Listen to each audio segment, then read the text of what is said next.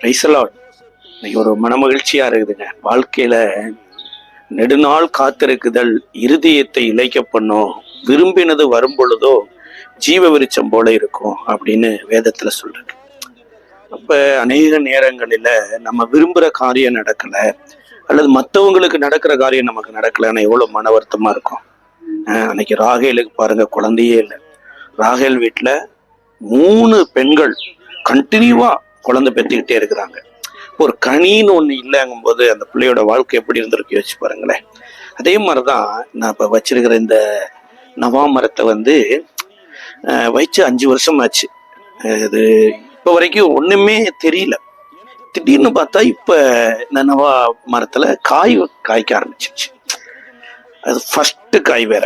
முதல்ல ஒரு மரத்துல இருந்து யோசிச்சு பாருங்களேன், ஒரு காய் வருது அப்படிங்கும்போது அந்த ஃபர்ஸ்ட் ஃப்ரூட், பெஸ்ட் ஃப்ரூட்னு சொல்லுவாங்க. அதே மாதிரிதான் ராகேலுக்கும் ரொம்ப நாள் குழந்தை இல்லை, ஆனா அவர் கற்பத்தின் கனியை கர்த்தர் திறந்தார். அந்த ஃப்ரூட் தாங்க யோசிப்பேன். ஒரு பெஸ்டான இந்த வேர்ல்டுக்கே என்ன பண்ணாரு, ஒரு ரோல் மாடலா வாழ்ந்து ஒரு ஃபெய்த்தை ரிப்ளை பண்ணாரு, ஒரு பரிசுத்தத்தை ரிப்ளை பண்ணாரு, உண்மையை ரிப்ளை பண்ணாரு. ஏங்க, கடவுளவே வாழ்ந்து காமிச்சார். செகண்ட் கம்மிங்க கூட அவருடைய மரணத்துல கூட நம்பிக்கை வைத்திருந்தார். அப்படி இந்த நாளும் கூட ஏதோ ஒரு காரணத்தினால ஏதோ ஒரு காரியம் ரொம்ப நாளா நீங்க காத்திருக்கிறீங்க, நடக்கலன்னு கவலை பண்ணிட்டு இருக்கிறீங்களா? கவலைப்படாதீங்க.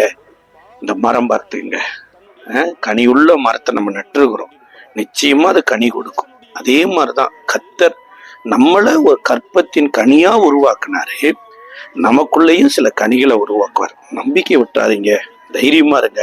ஏசப்பா உங்களுக்கு உதவி செய்வார்.